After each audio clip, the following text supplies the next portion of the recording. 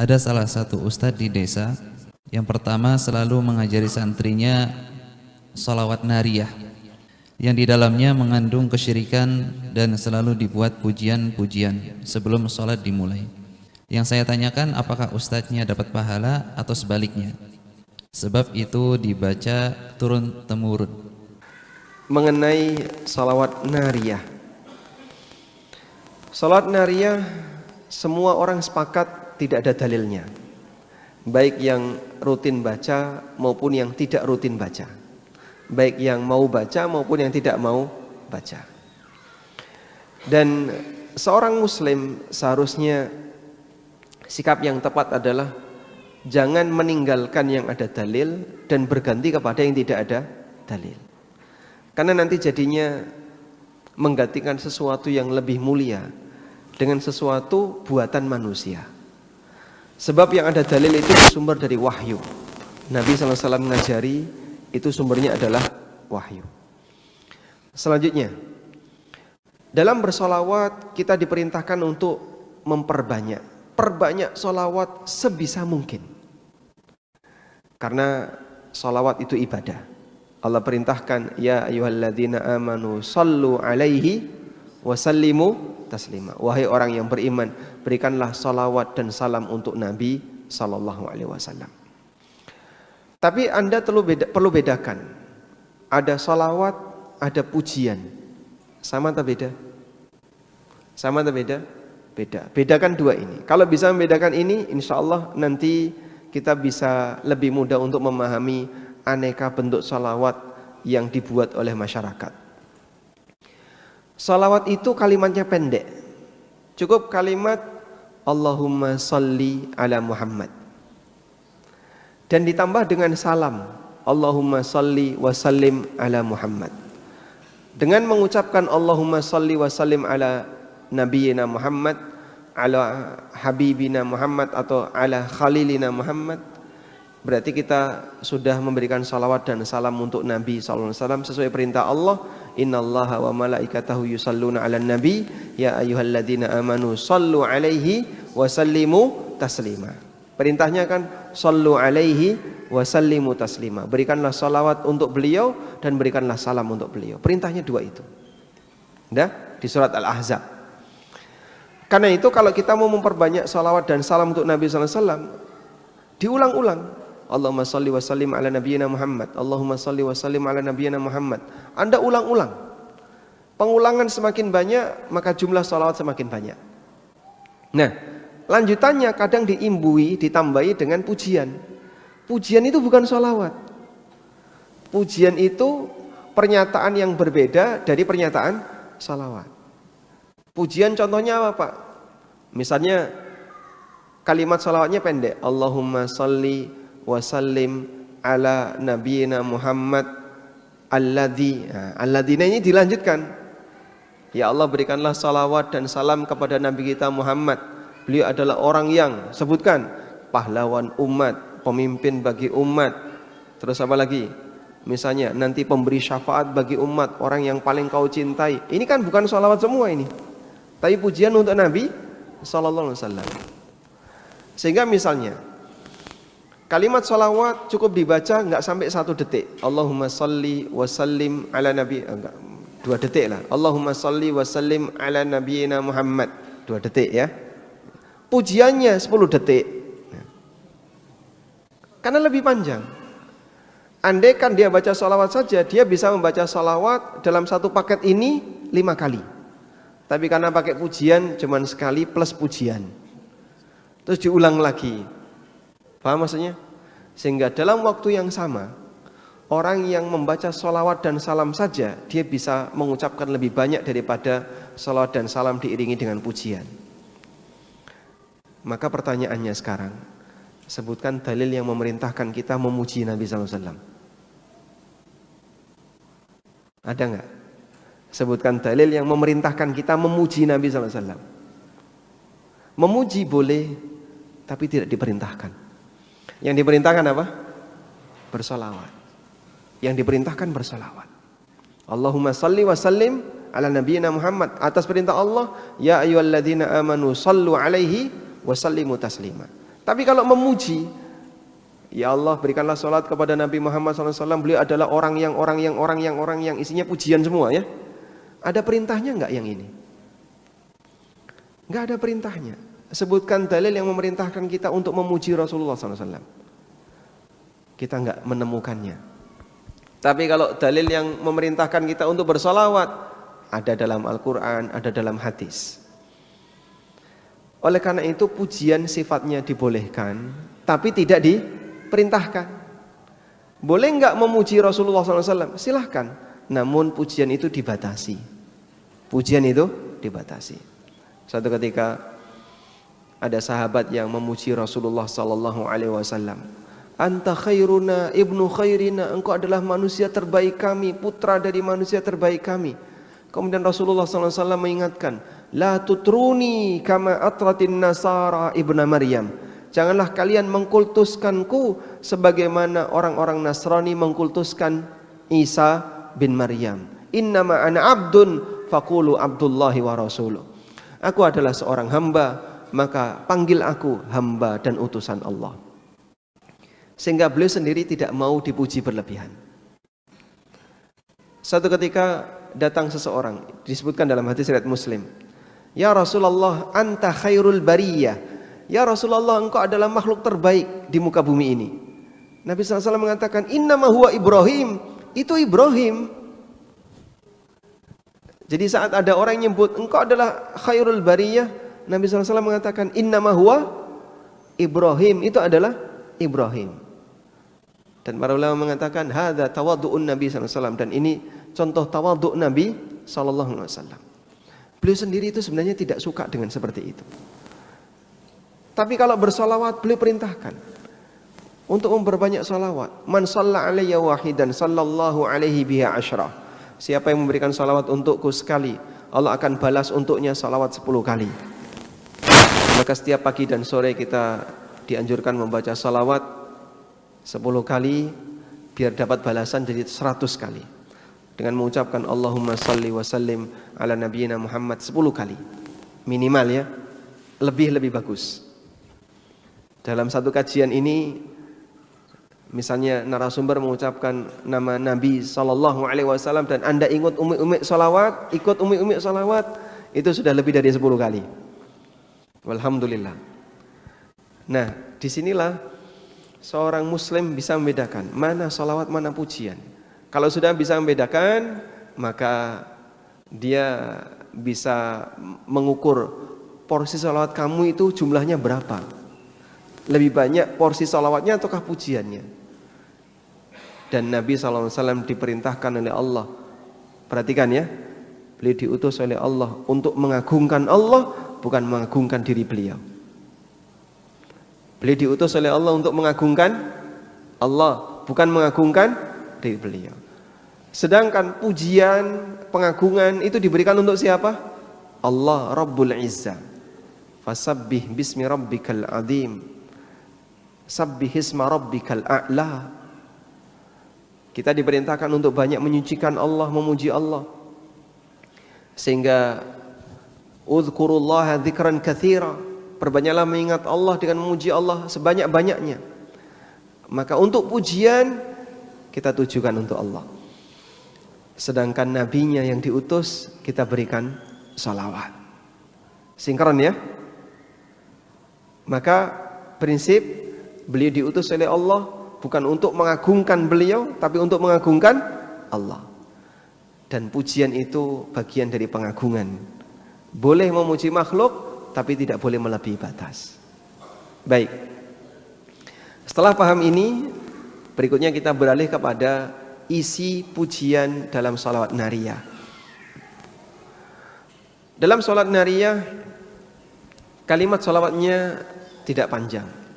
Allahumma sholli salatan kamilatan wa salim salaman taman. Sampai di situ ya. Ala sayyidina Muhammadin alladzi. Nah, alladzinya ini orang yang. Nah, mulailah pujian disebutkan. Tunhallu bihil uqadu wa tanfariju bihil qurabu. wa tunalu bihil hawaiju wa tuqda bihi ar-raghaibu. Ya.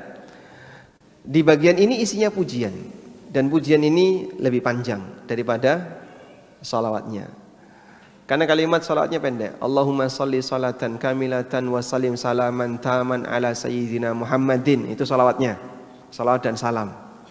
Alladzi tunhallu bil uqadu wa tanfariju bil qurabu wa tunalu bil hawaiju wa tudha bil raghaibu. Ini pujiannya. Sekarang kita akan menilai pujian ini. Tadi kaidahnya pujian itu boleh tapi tidak diperintahkan. Satu. Yang kedua, pujian itu tidak boleh melebihi batas.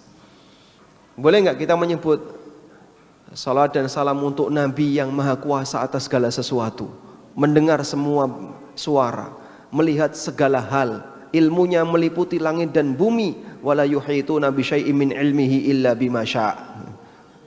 Boleh kayak gitu? Itu pujian untuk Allah. Ya Allah, berikanlah Allahumma sholli salatan kamilatan wa salim salaman ala nabiyyina Muhammadin as-samad alladzi lam yalid wa lam yulad. Nah, misalnya. Ya enggak boleh. Itu untuk Allah. Pujian untuk Allah jangan diberikan untuk beliau. Karena melebihi batas jadinya kultus sebagaimana yang terjadi pada orang Nasrani mengkultuskan siapa? Nabi Isa. Menyebut anak Allah, bahkan ada yang menyebut Nabi Isa adalah Allah. Baik. Alladzi tunhallu bihil uqad.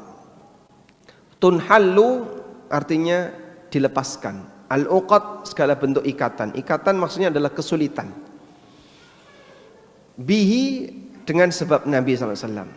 Di mana dengan sebab Nabi seluruh ikatan jadi lepas. Benar enggak seperti itu, Pak? Jika yang dimaksud ini adalah bentuk tawassul dengan menyebutkan jah, kehormatan Nabi SAW. Tidak sampai pada derajat syirik, namun ini tawassul yang tidak pernah diajarkan. Maksudnya begini ya. Jadi di antara faktor yang menyebabkan doa itu mustajab adalah apa? Kedekatan dengan Allah. Kedekatan dengan Allah. Saya mau berdoa, saya ingin doa saya mustajab, maka saya mendekat kepada Allah biar doa saya mustajab. Caranya gimana saya bisa mendekat kepada Allah? Ya kamu beribadah kepada Allah, kamu berbuat taat kepada Allah, kamu jadi orang soleh biar kamu dekat dengan Allah. Sudah?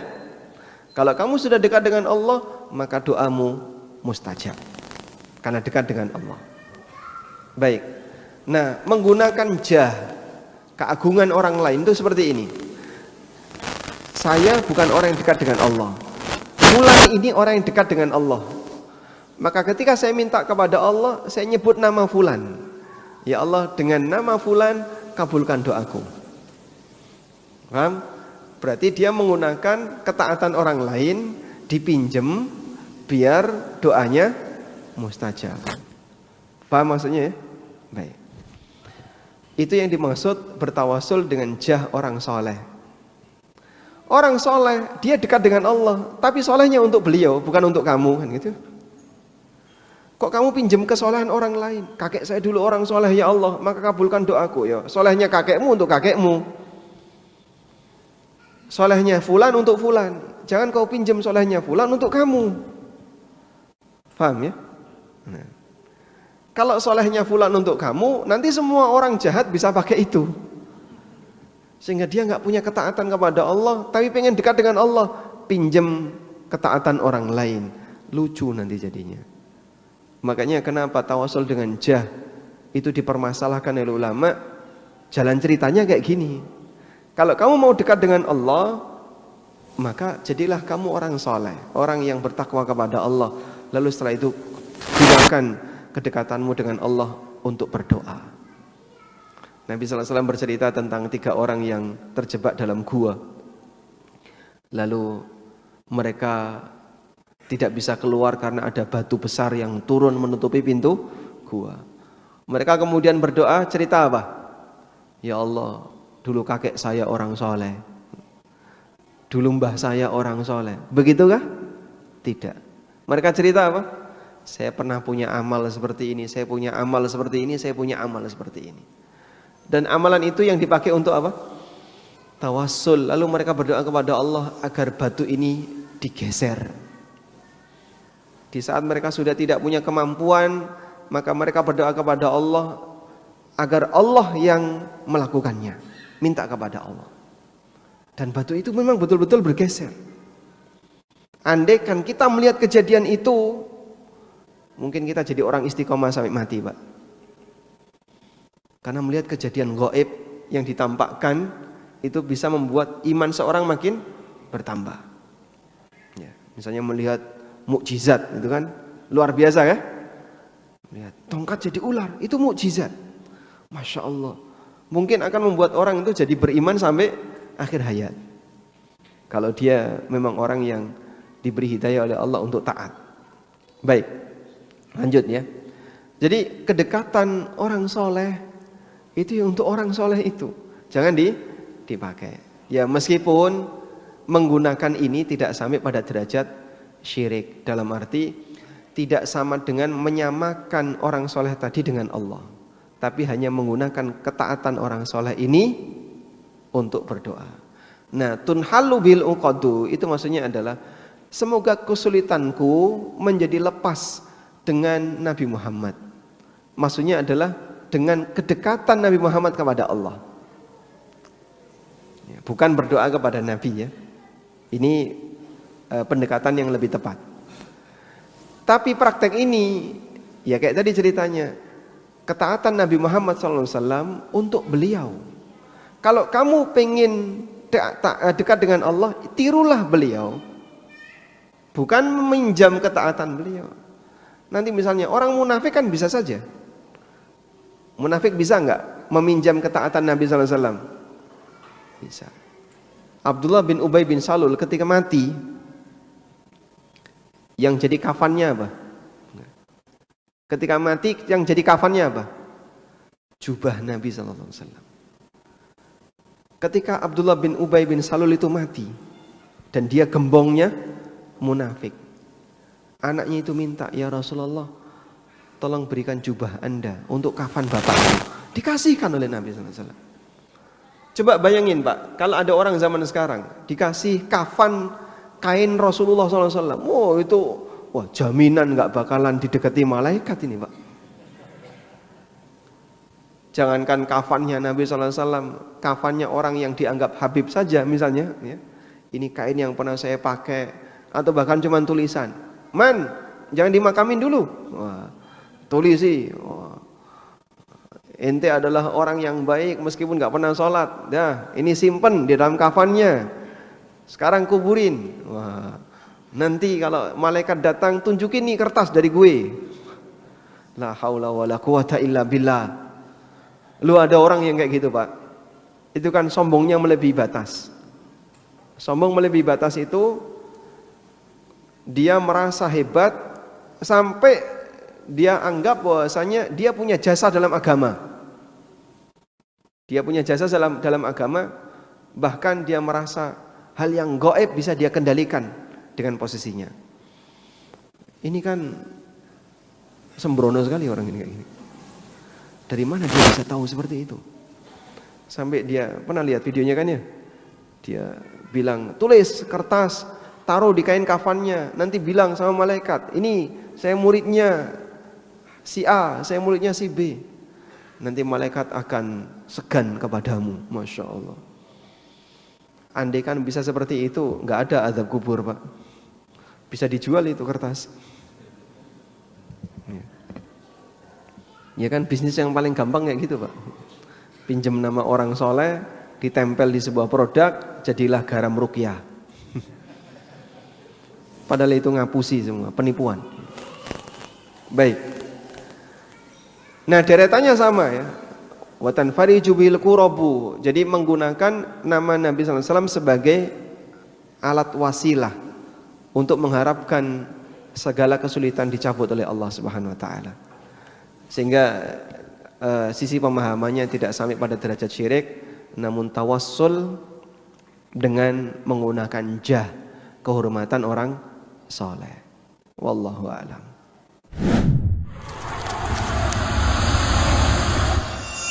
Mari bergabung bersama ANB Akademi Angkatan Kelima. Insya Allah, pendaftaran dibuka dari tanggal 1 hingga 19 Januari 2025. Untuk informasi lengkap, kunjungi anbacademy.id.